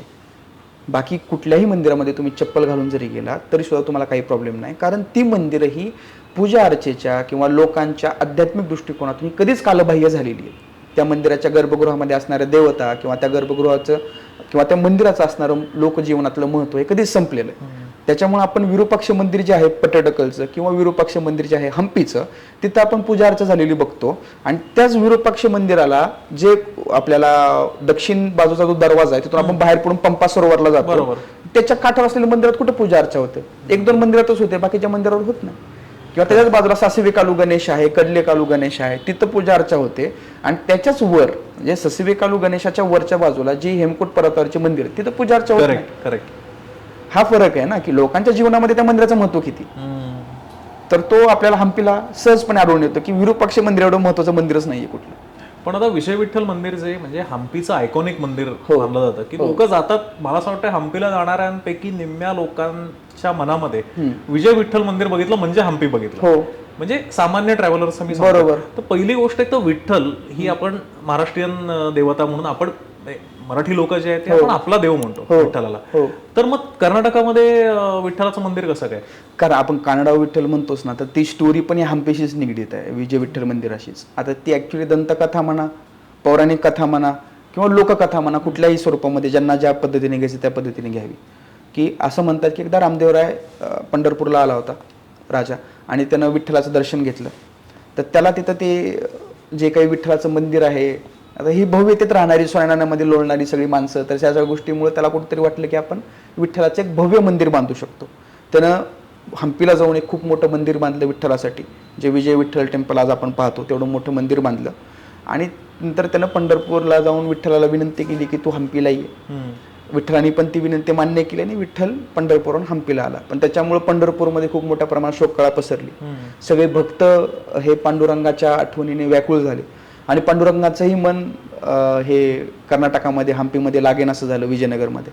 तर तिथं भानुदास नावाचे एक संत गेले आणि त्यांनी खूप हट्टाने किंवा खूप जिद्दीने आपली भूमिका मांडली रामदेवराय राजासमोर आणि त्यांनी परत विठ्ठलाला त्या मंदिरातून काढून पंढरपूरला आणून त्याची स्थापना केली. ही कथा सांगितली जाते, ज्याला ज्या अनुषंगाने घ्यायची तो घेईल, पण ही कथा सांगितली जाते फॅक्ट बेसिसवर. तिथं जे शिलालेख आहेत किंवा जे ऐतिहासिक कागदपत्र आहेत त्यानुसार की त्या मंदिरामध्ये विठ्ठलाच्या मूर्तीची प्रतिष्ठापना झाली.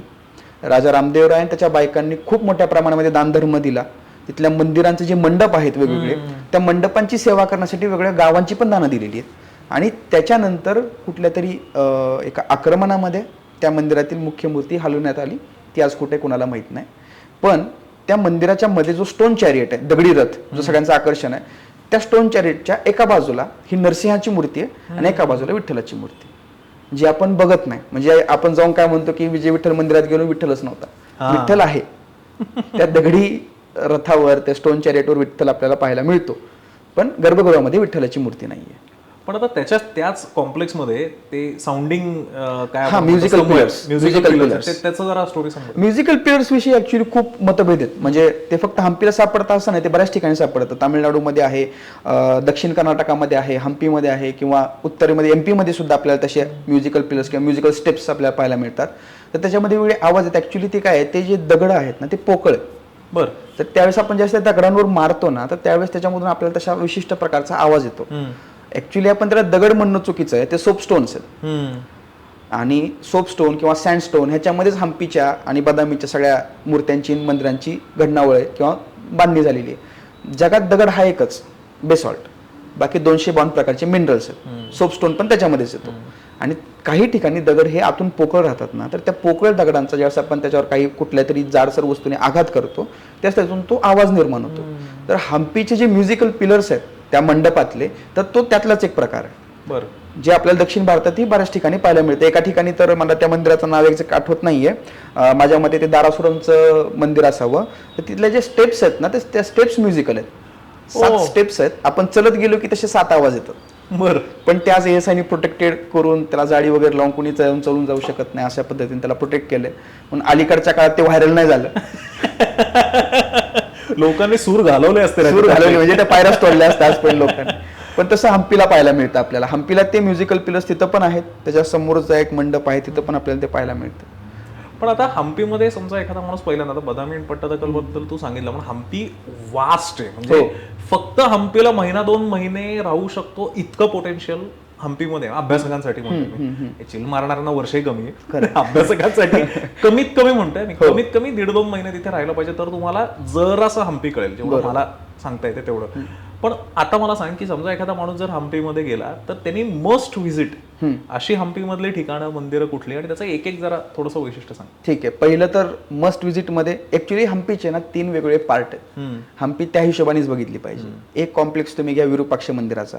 त्यात विरूपाक्ष मंदिर येईल, कृष्ण मंदिर येईल, ससवे कालू, कडले कालू गणेश येईल, त्यानंतर ते हेमकुट पर्वत येईल, त्याच्यानंतर लक्ष्मी नरसिंहाचं जे खूप मोठी मूर्ती आहे, स्टॅच्यू आहे, तो येईल, त्यानंतर बदावी लिंग येईल, ते जे काय आपण पाहतो. त्याच्यानंतर वीरभद्र टेम्पल येईल, तिथून कमलापूर.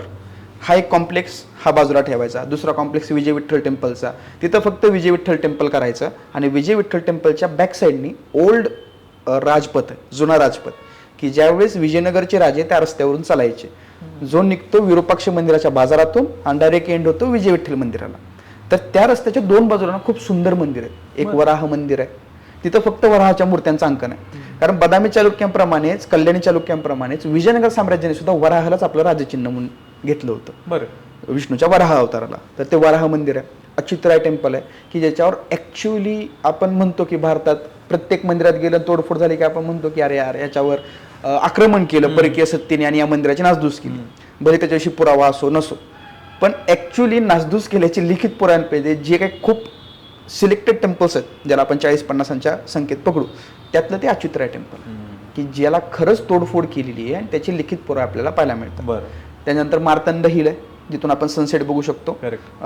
त्या अच्युतराय टेम्पलच्या बाजूला तिथं सुग्रीव गुफा आहे. असं म्हणतात की सुग्रीव त्या गुफेमध्ये राहिला होता बरेच दिवस. त्यानंतर त्याच्यावर थोडंसं पुढे गेलं की आपल्याला मग ते रामाचं एक मंदिर दिसतं. तिथं आपण बोटिंग करू शकतो किंवा कोरॅकल राईड वगैरे. तिथून आपण डायरेक्ट विजयनगरच्या आपल्या त्या विरूपाक्ष मंदिराच्या बाजारात निघतो. हा सेकंड कॉम्प्लेक्स झाला. आणि थर्ड कॉम्प्लेक्स हा रॉयल रुईन्सचा, म्हणजे जिथं राजाच्या वास्तव्याची ठिकाणं होती. हजारीराम टेम्पल आहे किंवा हम्पीचं स्टेट म्युझियम आहे. तिथं जे लोटस महाल आहे किंवा राणींचं निवासस्थान आहे, राजाचं निवासस्थान आहे किंवा महानवमी डिब्बा जिथं दसऱ्याच्या दिवशी खूप मोठा उत्सव व्हायचा आणि राजा त्या प्लॅटफॉर्मवर चढून बसायचा. जी बाहुबली मधली कन्सेप्ट आहे की ज्यावेळेस बाहुबलीचा राज्याभिषेक होतो तर त्यावेळेस जो प्लॅटफॉर्म दाखवला तो त्याच्यावरून इन्स्पायर्ड आहे, महानवमी डिब्बावरून. महानवमी आपल्याला माहितीच आहे, नवरात्रीतला 9वा महानवमी, खांडेनवमी आपण म्हणतो. त्यावेळेस तो राजा तिथं बसायचा आणि त्याचे सगळे मंत्री वगैरे बाजूने बसायचे. समोर खूप मोठा प्लॅटफॉर्म आहे, त्याच्यावर ते नृत्य वगैरे करणं किंवा वेगवेगळ्या कला वगैरे सादर करणं सगळे त्याच्यासमोर ते चालायचं. राजावर बसून ते बघायचं. त्या महानवमी डिब्बाच्या बाजूला एक्सकेव्हेशन केलं 1980 मध्ये. तिथे एक पुष्करणी बाहेर आलेली आहे ब्लॅक स्टोन मधली. ती पुष्करणी आहे, त्याच्या पुढे खूप मोठी पुष्करणी आहे तिथली. परत ती एन्शियंट किंवा एन्शियंट म्हणत नाही, मध्ययुगीन काळातील जलव्यवस्था की तिथून खूप मोठ्या प्रमाणात पाणी वगैरे वाहत जातं. आणि त्याच्याविषयी इंस्टाग्रामवर खूप चुकीचा मेसेज जातो, कारण तिथं खूप मोठे असे पॉट होल्स आहेत, म्हणजे गोलाकार आकारातले स्ट्रक्चर्स आहेत दगडावर, समोरून पाणी वाहत जातं. तर आपल्याला इंस्टाग्रामचे अभ्यासक सांगत असतात की त्याच्यामध्ये लोक तिथं बसून जेवायचे आणि ज्यावेळेस त्यांना पाणी वगैरे प्यायचं असतं त्यावेळेस समोर त्यांच्या पाणी ते वाहत असायचे, त्याच्यामध्ये पेला वगैरे बुडवून पाणी प्यायचे. तर ॲक्च्युली असं काही नाही आहे. तर ते जे दगडावरचे जे कप मार्क्स आहेत किंवा जे काही आहेत तर ते तुम्ही विशिष्ट प्रकारे पाणी भरण्यासाठी भांडे ठेवता, वेगवेगळ्या प्रकारे तिथं सतत तुमचं त्या दगडावर भांडी ठेव. आपण आजही गावात जातो, विहिरीवर आपण कळशी ठेवतो, तर जिथं कळशी ठेवायची जागा तिथं कळशी बरोबर फिट बसते विहिरीच्या वरच्या बाजूला दगडांवर, कारण ते सतत वापरून पाणी काढून पाणी पडवून आणि ते कळशी तिथं ठेवून ते दगडाची झिजून तसा आकार तसा होतो. किंवा जाणून बुजून सौंदर्याच्या दृष्टीने त्या प्रकारचं तशी तिथे रचना केली असेल. पण दगडावर अश्मयुगीन काळामध्ये सुद्धा आपण जे काही खात असू ते साफसफाई करूनच खात असू. आत्ता सुद्धा आपण दगडावर कधीही काही ठेवून खात नाही, आपल्याला साफसुथरी जागा लागते. त्या दगडावर छोटे गोल असतात ती वाटी, त्याच्यामध्ये ते भाजी टाकणार आणि मोठे गोल म्हणजे तिथं भात किंवा चपाती असं ते अभ्यासक सांगतात, पण त्याच्यामध्ये काय अर्थ नाहीये. तर ती कुठल्या तरी वेगळ्या पर्स्पेक्टिव्हने त्याची रचना केलेली ते बघून. किंवा राजाचा राजवाडा आहे, राजदरबार आहे, तिथे सिक्रेट रूम पण आहे. बरं, की आपण काही पायऱ्या चढून उतरतो, जमिनीच्या खाली जातो आणि जमिनीच्या खालून एका भुयाराच्या माध्यमातून आपण एका रूममध्ये जाऊन पोहोचतो. तर ॲक्च्युली ती सिक्रेट रूम आहे, तिथं खलबतं वगैरे व्हायची असं म्हणतात. तर ती एक जागा आहे. आणि त्यानंतर हजारीराम टेम्पल आहे, तिथं रामाचं पूर्ण रामायण वगैरे कोरलेलं आहे आणि लोटस महाल वगैरे. हा तिसरा पार्ट झाला. असे हम्पी 3 भागामध्ये 3 दिवस कंपल्सरी बघितलं तर आणि तर आपण हम्पी 50-60% एक्सप्लोर करू शकतो. हे कंपल्सरी. त्यात विरूपाक्ष मंदिर आहे. विरूपाक्ष मंदिराचं वैशिष्ट्य म्हणजे तिची कथा खूप वैशिष्ट्यपूर्ण आहे. पार्वतीला शिवासोबत लग्न करायचं होतं, पण तिला लग्न करण्यासाठी शिवाची तपश्चर्या करावी लागली. तर तिने जी तपश्चर्या केली ना ती खूप खडतर तपश्चर्या मानली जाते, त्याला पंचाग्नी साधना म्हणतात. तर त्या पंचाग्नी साधनेमध्ये काय होतं, आपण भर उन्हाळ्यामध्ये 4 बाजूला 4 अग्निकुंड ठेवतो आणि सूर्य हा 5वा अग्निकुंड म्हणून आपण त्याच्याकडे कायम स्टेअर करत राहतो. आणि त्या पद्धतीने आपण जी तपश्चर्या करतो सकाळी 6 ते संध्याकाळी 6 म्हणजे सूर्योदय ते सूर्यास्त, ती अतिशय कठोर असते, निर्जल असते आणि तुम्ही आगीमध्ये सातत्याने बसून पूर्ण 4 बाजूने 4 कुंड आणि सूर्य हा 5वा आग असं समजून ती साधना पार्वतीने केली होती. तर त्या साधनेवर खुश होऊन शिव आणि शिवाने पार्वती प्रसन्न झाला आणि त्यांचं लग्न झालं. लग्नानंतर एक दिवशी ह्या तपश्चर्येमुळे पार्वती पडली काळी. तर ज्यावेळेस ह्या दोघांमध्ये कुठला तरी संवाद होत असेल किंवा पती पत्नीच्या अनुषंगाने या दोघांमध्ये काही गप्पा होत असतील त्यावेळेस या पार्वतीला शिवाने चिडवलं की तू चंदनाच्या झाडावर चढलेली काळी नागिन दिसतीयस. बरं, ह्याच्यावरून परत पार्वती चिडली आणि ती तपश्चर्याला बसली की मला गोरवायचं. त्याच्यामुळे तिची आई तिच्यावर अत्यंत करुणेने तिला सांगितली की तू गौरी आहेस. त्याच्यावर तिचं नाव पडलं गौरी. असे पुराणात लिहिलंय. शिवपुराणामध्ये हे पूर्ण लिहिलंय, वराह पुराणामध्ये लिहिलेलं आहे. त्याच्यात तिचं नाव पडलं गौरी. आणि तिसऱ्या वेळेस तिनं तपश्चर्याच्यामुळे केली की एकदा तिनं असं सहज चेष्टेमध्ये शिव ज्यावेळेस ध्यानामध्ये बसले होते त्यावेळेस शिवाचे डोळे झाकले. आता शिवपुराणानुसार किंवा लिंगपुराणानुसार शिव हा सृष्टीचा निर्माता, पालनकर्ता, रक्षणकर्ता आणि संहार या 4ही भूमिकेमध्ये असतो. त्यात ब्रह्मा आणि विष्णू हे मायनॉरिटी आहेत त्याच्यामध्ये. तर त्याच्यामुळे काय झालं, पृथ्वीवर अंधकार पसरला, कारण शिवाचे 2 डोळे म्हणजे सूर्य आणि चंद्र. तेव्हा पृथ्वीवर अंधकार पसरला, सगळी जीवनसृष्टी थांबली आणि कुठेतरी ती पृथ्वी नष्ट होण्याच्या मार्गावर आली. तर ह्याच्यामुळं सगळे भक्तगण आले आणि शिवाकडे आराधना केली आणि पार्वतीने ते हात सोडले. काही क्षणाचाच प्रसंग तो, पण ह्याच्यामुळे पार्वतीला फार वाईट वाटलं की आपल्यामुळं खूप मोठा संहार घडलाय, खूप मोठी चूक घडली. तर त्याच्यातून पश्चाताप मिळवा म्हणून तिने परत एकदा साधना केली.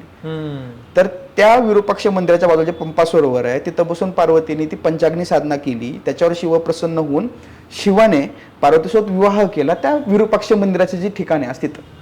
म्हणून ते विरूपाक्ष मंदिराला आज महत्व आहे. त्याच्या आतमध्ये शिवाची अजूनही पूजा अर्चा केली जाते. आणि आजही, म्हणजे अलीकडच्या काळात ते बंद झालं, पण आज अलीकडच्या काळापर्यंत विरूपाक्ष मंदिरामध्ये लोक यायचे लग्न करण्यासाठी. अच्छा. कारण शिव आणि पार्वतीचा तिथं लग्न सोहळा झाला होता. बर. त्याच्यामुळं विरूपाक्ष मंदिराला आजही तेवढं महत्व आहे. आणि एक गोष्ट सांगायचं विसरलो विरूपाक्ष मंदिरातील. विरूपाक्ष मंदिराचा जो सभामंडप आहे म्हणजे गर्भगृहाच्या समोरच जिथं आपण उभारून गर्भगृहातल्या मूर्तीचं दर्शन घेतो, त्या सभामंडपाच्या छतावर ना काही चित्र काढले. त्याच्यामध्ये अष्टदिक्पाल आहेत जे 8 दिशांचे स्वामी आहेत. त्याचसोबत एक चित्र आहे जे फार इम्पॉर्टंट आहे, जे माझ्या मते मंडपाच्या छतावर डाव्या हाताला काढलेलं, म्हणजे आपण गर्भगृहाकडे बघतोय डाव्या हाताला ते चित्र आहे. आणि त्या चित्रामध्ये एक गोष्ट आहे शिवाची. ती गोष्ट अशी आहे की तारकासुराची 3 मुलं होती. त्या तिघांनी 3 वर मागितले देवाकडे तपश्चर्या करून की मला सोन्यापासून, चांदीपासून आणि लोखंडापासून तयार केलेले 3 ग्रह, 3 पृथ्वी किंवा 3 शहरं पाहिजे. आणि आमचा नाश कुठल्याही शस्त्राने, कुठल्याही अस्त्राने, कुठल्याही पुरुषाकडून, स्त्रीकडून, प्राण्याकडून किंवा कुठल्याही देवतेकडून कधीही कुठल्याही क्षणी म्हणजे सूर्योदय, सूर्यास्त काय तसल्या कधीच होणार नाही. असं वर मागून घेतला, वर मिळाला, त्यांनी धुळा सुरू केला. पृथ्वीवर लोकांना त्रास देणं असेल ते असेल सगळं सुरू केलं. मग ऑब्व्हियसली शिवपुराण किंवा लिंगपुराणानुसार जो स्टोरी असेल तर शेवटी डॉन कोण असणार किंवा मेन लॉर्ड कोण असणार तर शिवच असणार. तर सगळे देवदेवता शिवाकडे गेले आणि शिवाची एक आराधना केली की आम्हाला ह्या असुरांचा अंत करायचा आहे. पण या असुरांचा अंत व्हायला एक कंडिशन मात्र होती की एका विशिष्ट वेळेस ज्यावेळेस हे 3ही ग्रह किंवा 3ही शहर हे एका ओळीमध्ये येतील, त्यास एकाच शस्त्राने एकाच वारामध्ये जर या तिघांना मारलं तर अंतर त्यांचा अंत होईल. तर ह्या 3 असुरांचा म्हणजे त्रिसुरांचा अंत करण्यासाठी ज्यावेळेस सगळे शिवाकडे गेले त्यावेळेस शिवाने सांगितले की मी यांचा अंत करेल, पण त्याला मला तुमच्या सगळ्यांची मदत लागेल. तर मदत कशी झाली तर शिवाच्या रथाचे जे 2 चाक आहेत ते सूर्य आणि चंद्र झाले. बर. शिवाच्या रथाचे जे घोडे आहेत ते झाले 4 वेद, जे आपण म्हणतो यजुर्वेद, सामवेद, ऋग्वेद, अथर्ववेद, ते 4 वेद ते झाले. त्या रथाचं सारथ्य ज्याने केलं ते ब्रह्मा. शिवाचा जो धनुष्य आहे त्या धनुष्याची दांडी आहे, तर ती दांडी जी झाली ती मेरू पर्वत. बर. त्या धनुष्याचा जो नाग आहे धनुष्याची प्रत्यंच असते दोरी, तो झाला वासुकी नाग. त्यानंतर जे धनुष्याचा जो बाण आहे त्या बाणाच्या टोकावर स्वतः बसला विष्णू आणि नंदीध्वज. हे सगळं घेऊन शिवाने एका विशिष्ट पौर्णिमेच्या रात्री ज्यावेळेस ते 3ही ग्रह एका ओळीमध्ये आले त्यावेळेस त्या बाणाने या 3ही पुरांचा, 3ही शहरांचा अंत केला. आणि हे सगळं घडलं ती रात्र होती त्रिपुरारी पौर्णिमा. बर. आणि या शिवाच्या अवताराला जसं विष्णूचे दशावतार आहे तसं शिवांच्या अवतारांना नाव आहे, ह्याला म्हणतात त्रिपुरासूर संहार मूर्ती किंवा त्रिपुरांतक मूर्ती. त्रिपुरांचा अंत केला म्हणून त्रिपुरांतक मूर्ती. आणि मी जेवढं सांगितलं ते सगळं आहे तसं त्या चित्रामध्ये त्या सभामंडपाच्या छतावर कोरलं. म्हणजे त्या बाणाच्या टोकावर तुम्हाला विष्णू दिसणार पंढरपूरच्या विठ्ठलाच्या रूपामध्ये, ब्रह्म दिसणार 3 तोंडाचा दाढीवाला, 4 घोडे दिसणार, सूर्य आणि चंद्राला, सूर्याला मिशा दिसणार, चंद्राला मिशा नाही दिसणार. शिव उभा आहे, शिवाला मिशा दिसणार आणि शिवानी मग ते मेरू पर्वत आणि ते वासुकी नाग म्हणून त्या दोरीला पण तुम्हाला नागाचं तोंड दिसणार. हे सगळं आहे तसं चित्र त्या विजयनगर काळातल्या राजांनी त्या मंदिरात कोरलेलं. अशा कितीतरी स्टोरीज आहेत त्या विरूपाक्ष मंदिरामध्ये. क्या बात आहे. म्हणजे केतन, एक जर आपण शहर घेतलं, मी मगाशी तुला म्हटलं असं अभ्यासाच्या दृष्टीने हम्पीच पुरेल ऍक्च्युली. हम्पीच पुरेल म्हणजे. आणि मी तुला म्हटलं तसं की या मायथॉलॉजिकल स्टोरी आहेत ना या खरं तर लोकांपर्यंत पोहोचल्या पाहिजेत. कारण काय, मी मगाशी परत तेच उदाहरण दिलं की जे वराच्या, तू मगाशी शिल्पाचं उदाहरण दिलंस की सिंहाने त्या वराला एक कंट्रोल केल्यासारखं दाखवलं किंवा काय अंत केला, व्हॉट एव्हर जे असेल. तर ही जर तुम्हाला या 2 साम्राज्यांमधला जर लढा माहिती नसेल तर ते शिल्प आपण फक्त शिल्प म्हणून बघू, बरोबर, कदाचित फोटो काढू आणि पुढे निघून जाऊ. बरोबर. पण मला असं वाटतं ही एक अभ्यासू दृष्टी जी आहे ना ती खरं तुझ्यासारखा अभ्यासक बरोबर असेल तर मला असं वाटतं हम्पी तर अजून आमच्यासाठी नवीन खजिना ओपन करेल. तर तुला अजून हम्पीबद्दल काय सांगायचंय? हे जे काही आहे हे तर काहीच नाहीये. 10% सुद्धा मी हम्पीवर बोललो नाही असं मला वाटतं. खरं. हम्पी फार वेगळं आहे, खूप सुंदर आहे आणि हम्पीविषयी जे आकर्षण आहे ते कायम राहणार आहे, कधी नष्ट होणार नाही. भले त्या हम्पीच्या बाजारपेठेमध्ये त्यावेळेस हिरे विकायला यायचे वगैरे ज्या गोष्टी आपण ऐकतो त्या असतील. कडले कालू ससिवे कालू गणेश, कडले कालू ससिवे कालू यांचे अर्थ आहेत. कडले कालू म्हणजे मटरचं दाना आणि एक हरभऱ्याचा दाना. म्हणजे ज्या गणपतीचं पोट हरभऱ्याच्या दानासारखं आहे आणि ज्याचं गणपतीचं पोट मटराच्या दानासारखं आहे, तर ते कडले कालू आणि ससिवे कालू अशी ती नाव आहेत. किंवा विजय विठ्ठल मंदिराच्या प्रांगणामध्ये जो दगडी रथ आहे, तो रथ हा जगातला एकमेव रथ आहे वगैरे अशा प्रकारच्या कथा आपण ऐकतो. ऍक्च्युअली ते खोट आहे. तशा प्रकारचे रथ 3-4 ठिकाणी आपल्याला पाहायला मिळतात, पण ते सुद्धा आपण ऐकतो त्याच्याविषयी, कारण त्याच्या मागे एक आकर्षण आहे. पण हम्पी सारखंच जी एक भव्यता आहे, हम्पीची जी एक खूप लार्जर दॅन लाईफ इमेज आपल्या आयुष्यामध्ये तयार झालेली आहे की हम्पी हे खूप एक्स्ट्राऑर्डिनरी आहे, काहीतरी वेगळं आहे, तर त्या तेवढंच सुंदर हे ऐहोळे बदामी पर्यटक सुद्धा. करेक्ट. आणि त्यासोबत ज्यावेळेस आपण बदामीवरून हम्पीला जातो त्यावेळेस त्याच्यामध्ये रस्त्यामध्ये आपल्याला 2 शहरांची नावं पाहायला मिळतात, एक गदग आणि एक इटगी. इटगी तर रस्त्यावरच लागतं आपल्याला आणि गदगसाठी थोडंसं एक 20-30 किलोमीटर आपल्याला 8 टन घ्यावं लागतं. तर इटगीला एक मंदिर आहे, 2 किलोमीटर फक्त तुम्हाला 8 टन घ्यावं लागेल मेन मुख्य रस्ता सोडून बदामी ते हम्पीचा. आणि त्या इटगीला एक मंदिर आहे, त्याचं नाव आहे देवदेवेश्वर टेम्पल. त्याचं नावच एवढं सुंदर आहे की देवदेवेश्वर. ते मंदिर itself temple of the temples असं म्हणलं जातं. त्या मंदिरामध्ये जवळजवळ 10,000 शिल्प कोरले असतील आरामात. आणि म्हणजे तिथला एक खांब आहे, त्या खांबावर आम्ही सहज वेळ वाया घालवायचा म्हणून शिल्प मोजत बसलो होतो. काहीतरी ते 750-800 होते आणि तिथलं सगळ्यात छोटं शिल्प हे एवढं आहे. ग्रेनाईट मधले शिल्प आहेत ते, मी सांगतो. ग्रेनाईट आणि बेसॉल्ट ह्या 2 दगडांचा वापर झाला. एवढं छोटं शिल्प, सगळ्यात छोटं. सगळ्यात मोठी शिल्प ही एवढी किंवा एवढी साधारणपणे असं. तर ते जे इटगीचं मंदिर आहे अफाट सुंदर, कल्याणी चालुक्यांच्या काळातलं. आपण वेडे होतो हळेबीडू, बेलूर किंवा सोमनाथपूरला जाऊन चन्नकेश्वर टेम्पल बघून किंवा जी इतर मंदिर आहेत ती मंदिरं बघून आपण वेडे होतो. पण त्याच्याही पेक्षा जास्त श्रीमंत कलेच्या बाबतीमध्ये जर म्हणलं तर हे इटगीचं देवदेवेश्वर टेम्पल आहे. किंवा लकुंडीची 2 मंदिर आहेत, त्यातलं एक काशी विश्वेश्वर मंदिर आहे. किंवा त्याच्या मागचं ब्रह्मजिनालय आहे, जिनालय म्हणून त्याचं नाव आहे, ते मंदिर आहे. किंवा डंबल नावाचं एक गाव आहे, त्या डंबलमध्ये एक मंदिर आहे. डंबलच्या गावाच्या बाउंड्रीच्या बाहेरच ते मंदिर आपल्याला पाहायला मिळतं. किंवा गदग आहे, गदगला त्रिकुटेश्वर मंदिर आहे. तर त्या मंदिरामध्ये एक मूर्ती आहे आणि ती मूर्ती ही नरबळी देणाऱ्या व्यक्तीची मंदिराच्या गाभाऱ्यात आहे. बरं. आणि त्याच्याच मूर्तीच्या समोर एक सुटी मूर्ती आहे काळभैरवाची. मी तसा काळभैरव कुठे बघितला नाही. किंवा भैरव, काळभैरव हे आपण इन जनरलाइज करतो, भैरवाचे वेगवेगळे प्रकार आहेत, त्यातला भैरव आहे. तो भैरव जो आहे तो तसाच राजेशाही थाटामध्ये एक गुडघा वर करून बसलेला आहे. तो ज्याच्यावर बसलाय तो साप आहे. आणि चालुक्यांचं एक वैशिष्ट्य आहे की त्यांनी जे साप कोरलेत ना ते जिवंत साप वाटतात. म्हणजे बदामीच्या लेणी नंबर 1 मध्ये छतावर गेल्या गेल्या आपल्याला छतावर एंट्रान्सला साप दिसतो. तो नाग आपल्याला असं वाटतो की ऍक्च्युली हा जिवंत आहे आणि तो कधीही आपल्या अंगावर पडू शकतो. किंवा रावलफाडी लेणी जी आहे ऐहोळे गावातली, त्याच्यामध्ये नृत्य करणारा शिव नटराज ज्याला आपण म्हणतो, तर तो नाग घेऊन नाचतोय आपल्या हातामध्ये. तो नाग एवढा जिवंत आहे, 6.5 फुटाचा नाग, जसं आपण रिअलिटीमध्ये बघतो एक्झॅक्ट आहे तसा नाग त्यांनी तिथं कोरलाय. तर त्या नागाच्या आसनावर तो भैरव बसलाय, त्या आसनाच्या खाली विंचू आहे आणि तो अतिशय भयंकर अवस्थेमध्ये तिथं बसलेला पाहायला मिळतो. तर त्रिकुटेश्वर मंदिर आहे, तेवढं सुंदर आहे. आणि त्या गदगच्या त्रिकुटेश्वर मंदिरापासून 4 किलोमीटर अंतरावर 20-20 फुटाच्या विरगळ आहेत. 20 फुटाची विरगळ? 18 फूट, 17 फूट, 15 फूट, 8 फूट. सगळ्यात छोटी विरगळ मी बघितली तिथं 6-6.5 फुटाची. बापरे. आणि ती ब्रॉड आहे जवळजवळ 4 फूट, 4.5 फूट. एवढ्या मोठ्या मोठ्या विरगळ आहे तिथं. आणि पॅनल किती? 4 पॅनल, 5 पॅनल, 6 पॅनल, अफाट मोठ्या. बेटीगिरी किंवा बेटागिरी नावाचं एक एरिया आहे गदग शहरामध्येच. गदग शहराचं जे म्युझियम आहे त्या म्युझियमच्या जवळ 1-1.5 किलोमीटरवर ते प्रायव्हेट एरिया आहे. तो म्हणजे वस्ती आहे, तिथे लोक राहतात, गजबजलेली वस्ती आहे, बाजूला झोपडपट्टी आहे आणि त्यातून आपण वाट काढत काढत जातो आणि अचानक काहीतरी एक्स्ट्राऑर्डिनरी पाहायला मिळतं. असं ती परिस्थिती. म्हणजे धारावीच्या झोपडपट्टीमध्ये तुम्ही जाणार आणि तिथं तुम्हाला अंबानीचं घर बघायला मिळणार झोपडपट्टीच्या मधोमध. अशी ती त्या भागाची परिस्थिती. पण त्या लोकांनी पण त्याला जपलंय. त्याच्या बाहेर ASIचा बोर्ड आहे, स्टेट आर्किओलॉजीचा बोर्ड आहे, तिथं माहितीचा एक फलक आहे. तुम्ही विचार करा ना, म्हणजे 17-18 फुटाची विरगळ आहे, 6-4.5 फूट अशी त्याची रुंदी आहे आणि त्याच्यावर 5 पॅनलमध्ये तो प्रसंग कोरला आणि त्याच्यावर शिलालेख आहे.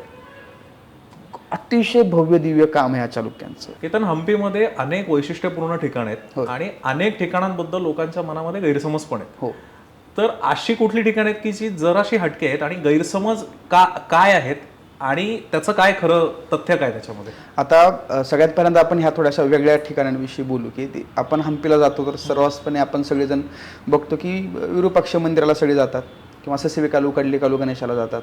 त्याच्या पुढे लक्ष्मी नरसिंह आहे आणि ते बदावी लिंग आहे. बदावी लिंग म्हणजे मोठं लिंग. ऍक्च्युली आपण त्याला उग्र नरसिंह म्हणतो. हा गैरसमज पहिला की तो लक्ष्मी नरसिंह आहे. बरं. तो उग्र नरसिंह नाहीये. म्हणजे तो उग्र जरी असला तरी त्याच्या मांडीवर लक्ष्मी बसलेली, पण ती कालांतरामध्ये तुटून पडली गेली कुठे काय आज त्याच्याविषयी कल्पना नाही. पण त्या लक्ष्मीचा एक हात आपल्याला पाहायला मिळतो. तर ती लक्ष्मी नरसिंह आहे आणि त्याच्याच बाजूला चिटकून बदावी लिंग आहे. बदावी लिंग म्हणजे मोठं शिवलिंग आणि ते शिवलिंगच एवढं मोठं आहे की ते मंदिराचा जो त्याच्या बाजूला जे बांधलेली रूम आहे ती छोटी आपल्याला बघायला मिळते. त्याच्यामुळे ते बदावी लिंग आहे. त्याला चिटकून विरूपाक्ष मंदिर आणि या बदावी लिंग किंवा उग्र नरसिंहाच्या मध्ये एक मंदिर आहे. ते आहे कृष्ण टेम्पल. ते मंदिर अफाट सुंदर टेम्पल आहे. विरूपाक्ष मंदिरामुळं किंवा विजय विठ्ठल मंदिरामुळं कदाचित त्या मंदिराला कायम दुर्लक्षित करण्यात आलंय. त्या मंदिराचं जे गोपूर आहे त्या गोपुराच्या वर विजयनगरातला कुठला तरी राजा, कदाचित राजा रामदेवराय असावा, त्याचं रॉयल प्रोसेशन दाखवलं आहे आणि ते स्टकोमध्ये आहे. म्हणजे भाजक्या विटा आणि त्यावेळेस जे काय प्लॅस्टर करण्याची जी पद्धत होती त्याच्यामध्ये त्या शिल्पाची निर्मिती केलेली आणि त्याच आतमध्ये खूप मोठा शिलालेख वगैरे कोरला आहे. त्या कृष्ण मंदिराची निर्मिती कधी झाली काय झाली वगैरे लिहिलं आहे आणि तिथं जवळजवळ 10 ते 15 शिल्प आहेत कृष्णाची त्या पूर्ण मंदिराच्या सभामंडपावर वगैरे. तिथून पुढे गेले की आपल्याला सगळ्यात पहिला लागतो ऑक्टॅगोनल बाथ, रॉयल रुईन्सची सुरुवात. ऑक्टॅगोनल बाथ आपण त्याला म्हणतो आणि तिथं सर्रासपणे एक गोष्ट सांगितली जाते की तिथं राजा राणी किंवा राण्या आंघोळ करण्यासाठी यायच्या. क्वीन्स बाथ किंवा ऑक्टॅगोनल बाथ असं आपण त्याला म्हणतो. कितीही काहीही झालं तरी त्याच्या आत पाणी जरी आपण आणलं त्या ऑक्टॅगोनल बाथमध्ये तरी त्याला आउटलेट कुठूनच नाहीये. हो. दुसरी गोष्ट, कुठल्या राजाच्या राण्या ह्या एवढ्या उघड्यावर राज परिवाराची जी काय राहण्याची ठिकाणं आहेत ती सगळी ठिकाणं सोडून 1.5-2 किलोमीटर लांब की जिथं कुठल्याही प्रकारचं स्ट्रक्चरच नाहीये.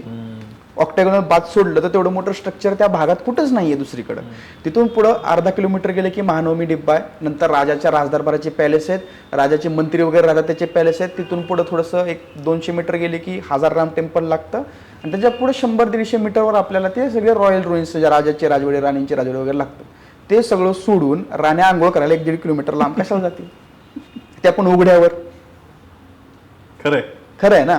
आणि तिसरी गोष्ट की त्याच्या आत जर पाणी गेलंय ते पाणी कधीतरी बाहेर काढावं लागेल ना. कधीतरी भले तुम्ही ते वर्षातून एकदा काढा, दोनदा काढा, एकदा तरी काढावं लागेल ना. ती काढण्याची व्यवस्थाच नाहीये आणि काढण्याची व्यवस्था नाहीये. फक्त पाणी आत जाण्यासाठी तुम्ही दाखवता की तिथे खापराचे नळ वगैरे आहेत. ऍक्च्युली ते काही क्वीन्स बाथ नाहीये किंवा ते ऑक्टॅगोनल बाथ नाहीच आहे.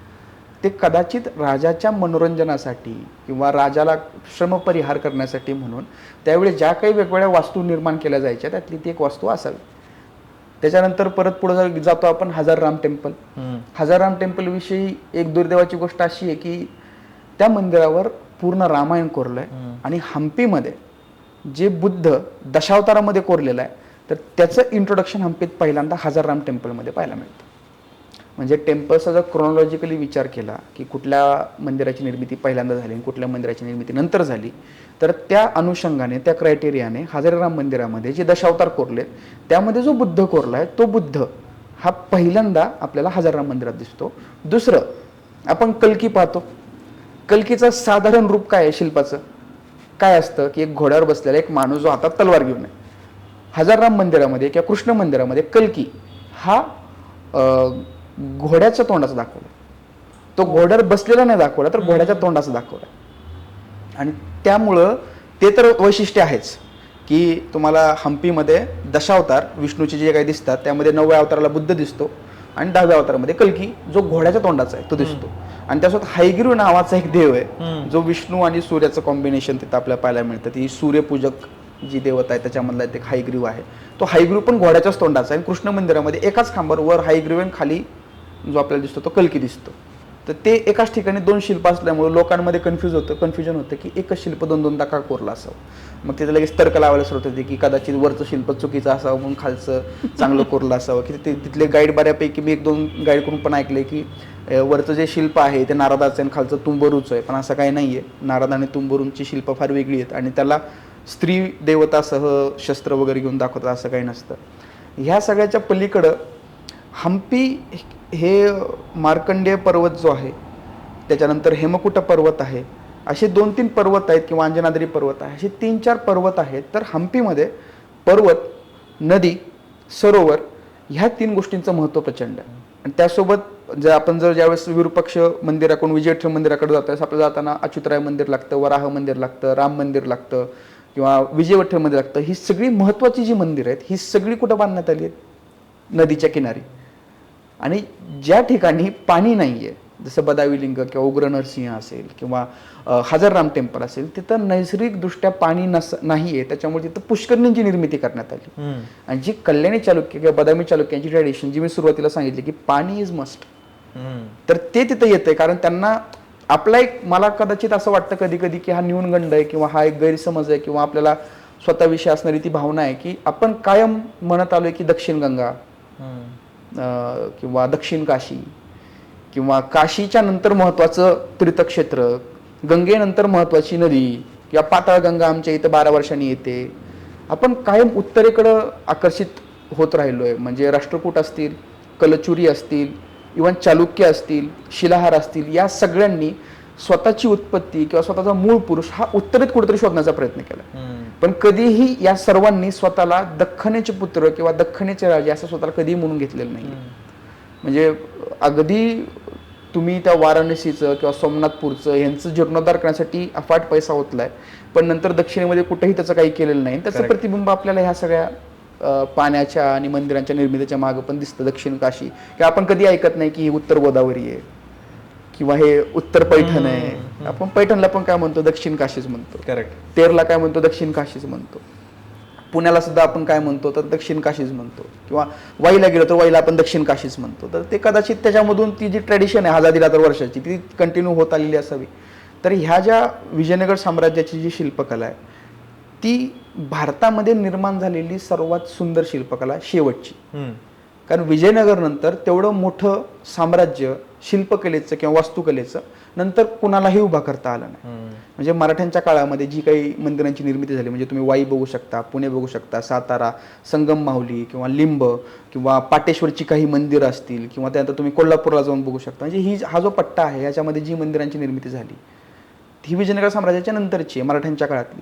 तर ती सुंदरता, तो आखीवरेखीवपणा किंवा ती भव्यता परत आपल्याला साध्य नाही करता आली किंवा परत एकदा आपल्याला तेवढ्या मोठ्या प्रमाणात त्या गोष्टी निर्माण नाही करता आली. आता तिथला जो एक वैभव आहे त्याच्याविषयी आपण कथा ऐकतो की बाजारपेठेमध्ये सोनं विकायचे, हिरे विकायचे वगैरे वगैरे. म्हणजे विजय विठ्ठल मंदिराच्या मागं जो किंग्स बॅलन्स सांगितला जातो, तर किंग्स बॅलन्स का? तर तिथं राजतुला होते आणि त्याचे लिखित उल्लेख आहेत की विजयनगर साम्राज्याचा राजा रामदेवराय, तर त्याची तिथं तुला झालेली आहे. आणि त्या तुलेमध्ये तो एका बाजूला बसलाय आणि एकीकडे मग सोनं, मग पहिले सोन्याने तुला, मग चांदीने, मग हिऱ्यांनी, मग माणिकांनी, त्यानंतर केशरने, त्यानंतर सुगंधी लाकूड म्हणजे ज्याला आपण काय म्हणतो चंदन, त्याने, त्यानंतर कपड्याने, त्याच्यानंतर खाद्यपदार्थांनी, अशा वेगवेगळ्या, त्यानंतर शस्त्रांनी, अशा वेगवेगळ्या गोष्टींनी त्याची तिथं तुला झालेली. आणि त्या तुलेसाठी तो किंग्स बॅलन्स तिथं उभा करण्यात आलाय. आपण जातो, किंग्स बॅलन्स टाकतो, फोटो काढतो आणि पुढे निघून जातो. अच्युतराय टेम्पल आहे.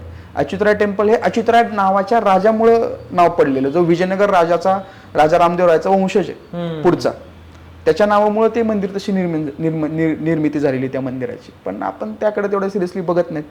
आपल्याला फक्त Hampi is like vibe, chill vibe यायला पाहिजे.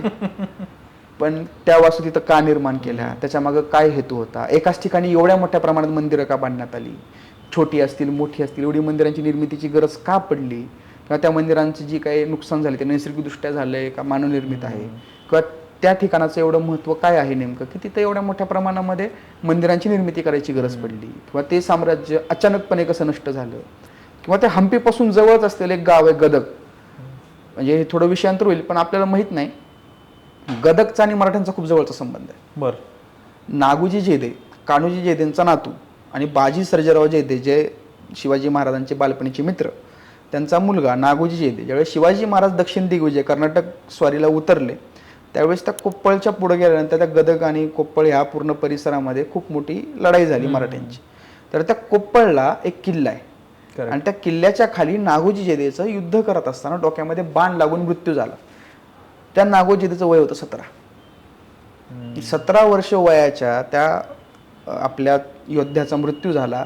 शिवाजी महाराजांनी या गोष्टीची आठवण ठेवली आहे. ज्यावेळेस ते महाराष्ट्रात परत आले त्यावेळेस ते कारीला जाऊन त्यांची पत्नी सती गेलेली नागोजी त्यांच्या. त्यावेळेस वय तर लहानपणीच व्हायचे. गोदूबाई 8-10 वर्षाची असावी ती सती गेली. तिचं वृंदावन होतं तर शिवाजी महाराजांनी त्याला भेट दिलेली. आणि हा जो काही पूर्ण युद्धाचा प्रसंग घडलाय तो गदग आणि कोप्पळ म्हणजे गदग पासून खूप जवळ आहे कोप्पळ हम्पी आणि गदगच्या मध्ये. तर तिथं हा प्रसंग घडलेला आहे. तिथं ते युद्ध झालेलं आहे.